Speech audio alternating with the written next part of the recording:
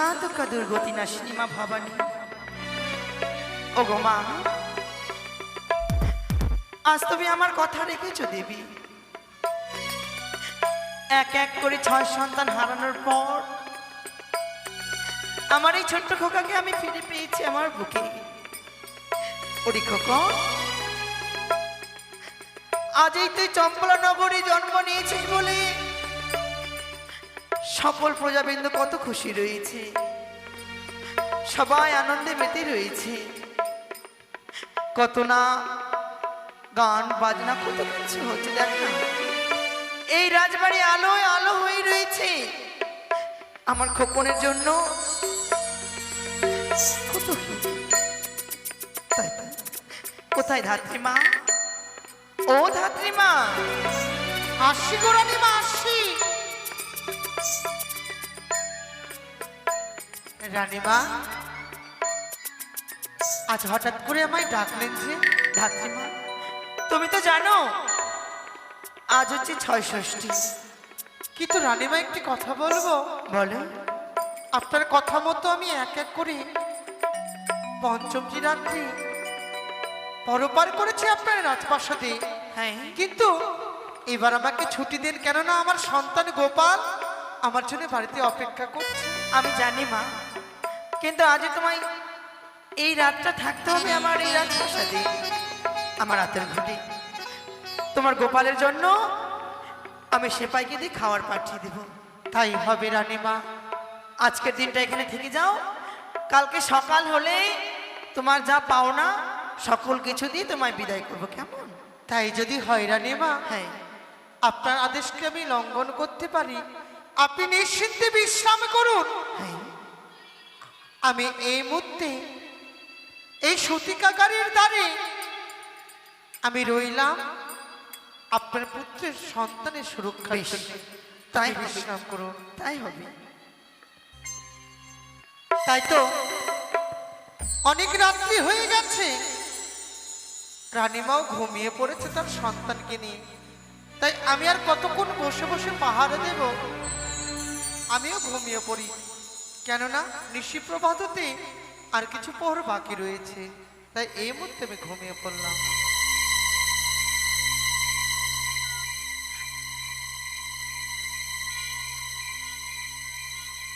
বিধাতা,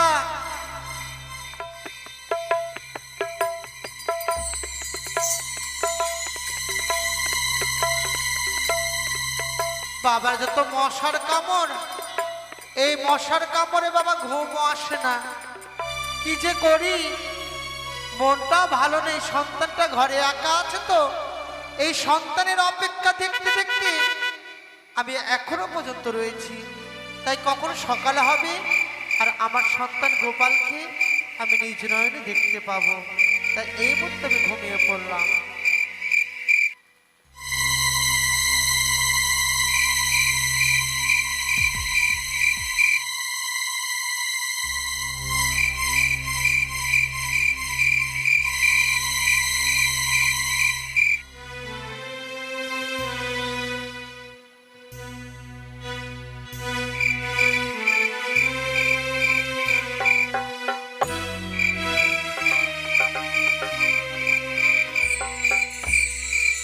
রানীমা,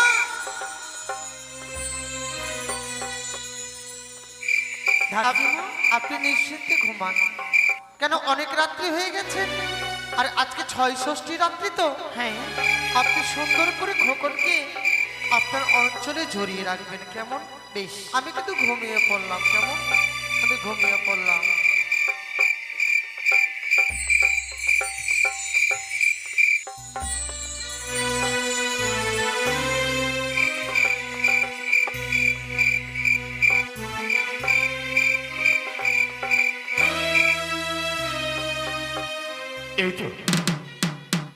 এই তো আমি দেবলোক হতে জানতে পেরেছি, মর্থধামে চম্পকনগরের রাজপ্রাসাদে চম্পক অধীশ্বর চন্দ্রপতি সৌদাগরে কনিষ্ঠ পুত্র জন্মগ্রহণ করেছে। তাই আমি হচ্ছে বিধাতা পুরুষ। প্রত্যেক জীবের ললাটে লিখন লিখতে হয়, তাই বিলম্ব নয়, অবিলম্বে ছুটে যাবো চম্পকনগরের রাজপ্রাসাদে সতিকা মন্দিরে লোক সেই চাঁদ পুত্র ঘুমিয়ে রয়েছে। তার আমি ললাটে লিখনে লিখে আমি এই নিশির মধ্যে আমি নিজ স্থানে ফিরে আসবো। এই তো দেখতে পাই চম্পকনগরের রাজপ্রাসাদ, এ হচ্ছে সতিকা মন্দির। কিন্তু কি দেখতে পাই, সতিকা মন্দিরের দরজায় যেন সেই তাই মা ঘুমিয়ে রয়েছে। আমি কেমন করে প্রবেশ করব? ওগো দাইমা, দাইমা, তুমি দ্বার ছাড়ো। আমি যে চাঁদ পুত্রের ললাটে লিখন লিখতে যাব। কি কি চোর চোর চোর চোর! দাঁড়াও, কে আপনি? আমি অন্য কেউ নই, আমি হচ্ছি বিধাতা পুরুষ। বিধাতা পুরুষ? হ্যাঁ, সত্যি বড় আমি ভাগ্যবতী, আপনাকে দর্শনে পেলাম। তবচরণের শতকোটি প্রণাম। আমি ঐশ্বমতী ভগবান। কিন্তু জানতে পারি বিধাতা ঠাকুর, বলো, আজই আপনি হঠাৎ করে সূতিকাগারে এসেছেন কিসের কারণে? সত্যই বলবো, আমি হচ্ছি বিধাতা পুরুষ। যে জীব জন্মগ্রহণ করে তার ললাটে লিখন লিখতে হয়, এ হচ্ছে আমার কর্তব্য মা। তবে শুনুন, কোনোদিন কোনো নারী বিধাতা ঠাকুরকে দর্শন করতে পারেনি। আজ আমি সর্বপ্রথম আপনাকে যখন দর্শন করতে পেয়েছি, তবে আপনাকে ভিতরে প্রবেশ করতে দেব, এই কথা সত্যই। দেবে? তার আগে যদি আপনি আমার হাতে হাত রেখে সত্য করেন, তবেই প্রবেশ করতে দেব সূতিকাগারে। এ কি বলছো ভাইবা? আজ তোমার হস্তে হস্ত দিয়ে তুই সত্যে আবদ্ধ হতে হবে। হ্যাঁ, তবে তুমি আমায় সেই সতিকা মন্দিরে প্রবেশ করতে দেবে, তাই না? এই কথা সত্যই। তবে বেশ, এসো মা, আমি বাড়িয়ে দিলাম বলো হস্ত। এক সত্য, এক সত্য, দুই সত্য, দুই সত্য, সত্য দিনবান, সত্য দিনবান, সত্য লঙ্ঘন করিলে নরকে হয়। নরকে হবে মা। তবে শুনুন, বলো। আপনি সূতিকাগারে প্রবেশ করবেন, সত্য কথা, কিন্তু সেই বালকের ললাটে যেই লেখনে লিখবেন, লিখবো? লেখার পূর্বে আমাকে আপনাকে বলে যেতে হবে এমন কি লিখন লিখবেন। তাই হবে নয়বা? বেশ, আমি দ্বার ছেড়ে দিলাম। বেশ, আমি আর বিলম্ব করবো না। এই তো মহারানী সনিকার গর্ভে তার কনিষ্ঠ পুত্র সুন্দর করে ঘুমিয়ে রয়েছে। আহারে, কি সুন্দর তার মুখ খানা, কতই না সুন্দর তার নয়ন খানা। এত সুন্দর শিশু সন্তান, তার ললাটে আমি আজ সুন্দর করে লেখনে লিখব, যেন এই চম্পক নগরে রাজপ্রাসাদ সারা জীবন আলোকিত করে থাকতে পারি। বেশ, আমি আর বিলম্ব করব না। এই মুহূর্তে আমি আমার পুঁথি খুলে আমি নিজে গায়ে দর্শন করব। দেখি এই শিশু সন্তানের ললাটে এমন কি লেখন রয়েছে।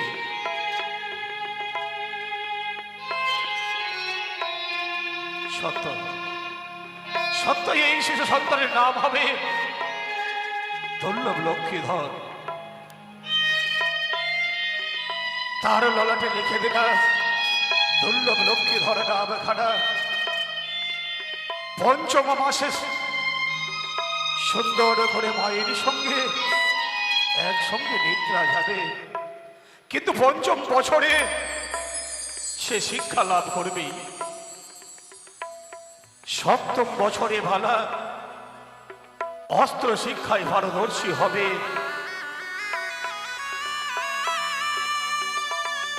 একাদশ বৎসরে ভালা হবে তার মামিমার সঙ্গে হরণ। উষানী নগরে এক সতী নারীর সঙ্গে হবে তার শুভ বিবাহ। একে দেখতে পাই আমি বিবাহ রাত্রে ডাকি। এই ভালার ওই মনসার কাল নাগিনী ভর্তি হবে ডংস।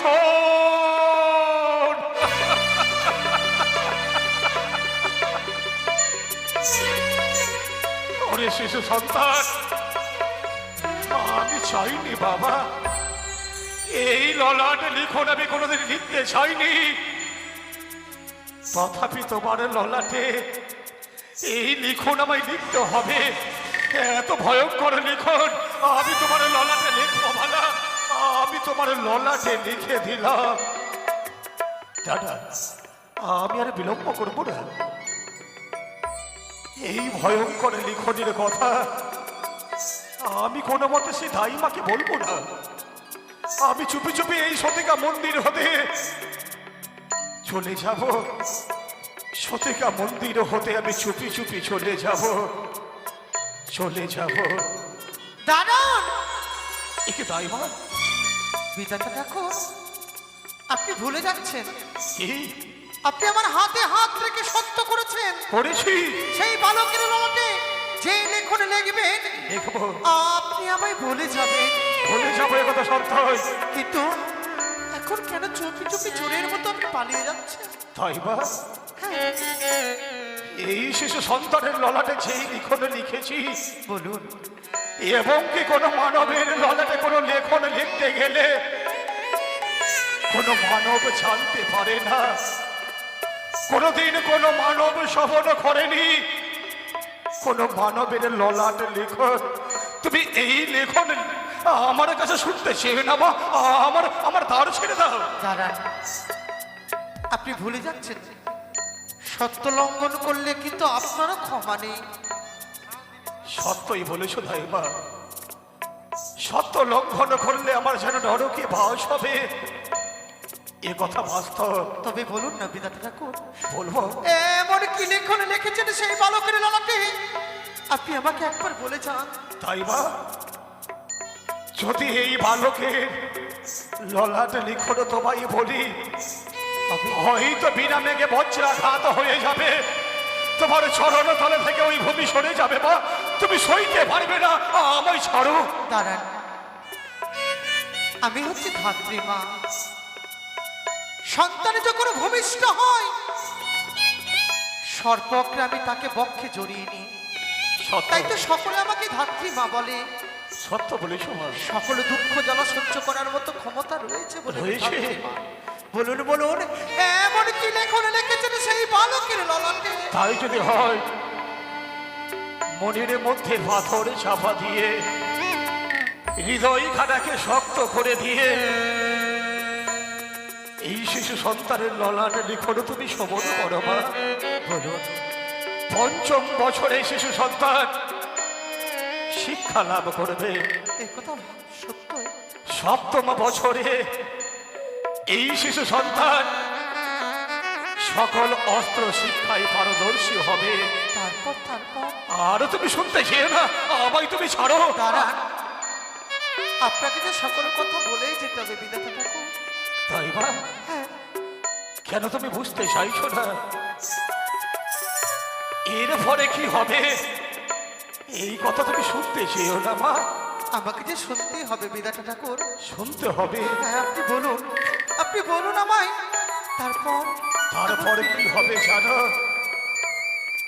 11 বছর পঞ্চম মাসে এই শিশু সন্তানের হবে শুভ বিবাহ। আর বিবাহ রাত্রে বাসর ঘরে পদ্মার কালিয়া নাগিনী করতে বালার হবে ধ্বংস।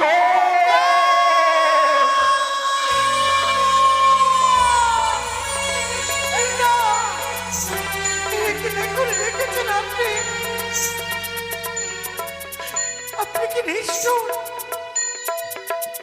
আপনি কি পাষাণ? নিষ্ঠুর নয় মা, যা তার ললাটে লেখন দেখতে পেয়েছি আমি তো সেই লেখন লিখেছি। লেখন আপনি মুছে ফেলুন বিধাতা ঠাকুর। অসম্ভব, বিধাতার লেখন কখনো না হয় খণ্ডন, আমার লেখন কখনো খণ্ডন হবে না মা।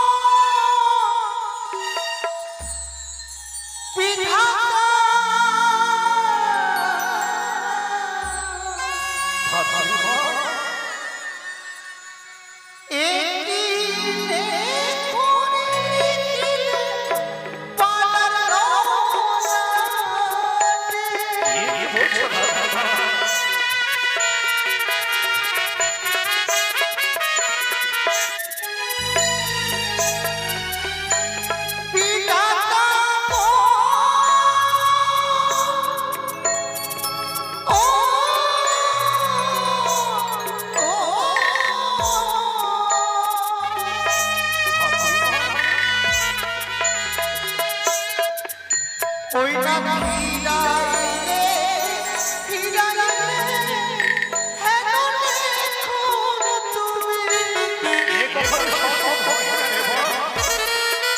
এ কখনো সম্ভব নয়।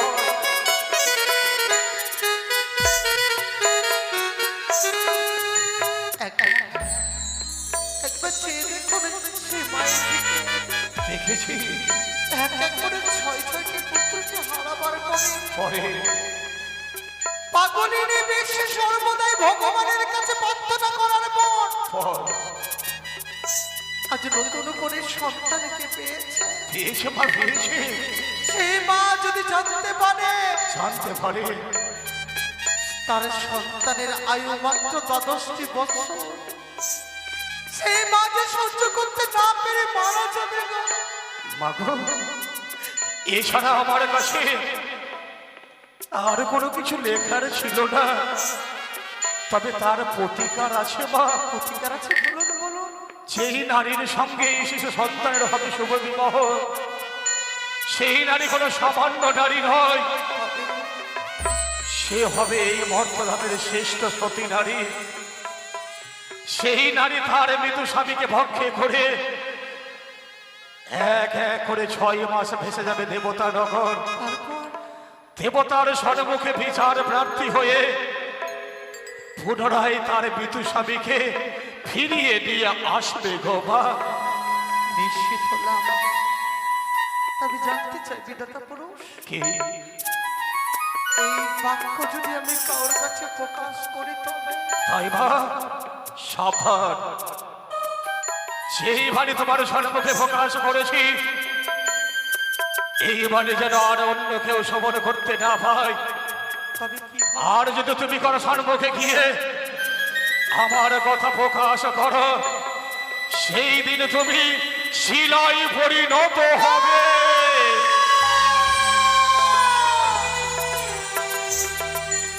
হায় ভগবান, এ কি তোমার লীলা খেলা? আমি যদি সকলের কাছে প্রকাশ করি লক্ষ্মীন্তরে সে চাঁদ পুত্রের কথা পাবে, আমি শিলায় পরিণত হব। না, আমি কাউকে বলবো না, এই কথা আমি কাউকে বলবো না। সকাল হয়ে গেছে, রানীমাকে আমি জাগিয়ে দেব। আপনারা এগিয়ে চলে আসুন, ওদিকে বৃষ্টি পড়ছে তো এগিয়ে চলে আসুন। আসুন রানীমা, ও রানীমা। ধাত্রীমা, নিশি প্রভাত হয়ে গেছে। হ্যাঁ মা, আমি বুঝতেই পারিনি। এ কি? এত সকালবেলা তোমার দুই নয়নে জল? ও কিছু না মা, কি হয়েছে তোমার, বলো আমায়। হঠাৎ করে আমার সন্তান গোপালের কথা আমার মনে পড়েছে তো। এ কি বলছো ধাত্রীমা? কিন্তু রানীমা একটা কথা বলবো, বলো। আমাকে আপনি কথা দেন, এক এক করে 6-6টি পুত্রকে হারাবার পরে হ্যাঁ, আপনি পেয়েছেন আবার নতুন করে পুত্র সন্তানকে। পেয়েছি। তবে কথা দিন সারা জীবনে তাকে আঁকড়ে রাখবেন, কোনোদিনই বিনা- এ, কি বললে, কি বললে? কিছু আরেকবার বলো না তাই মা।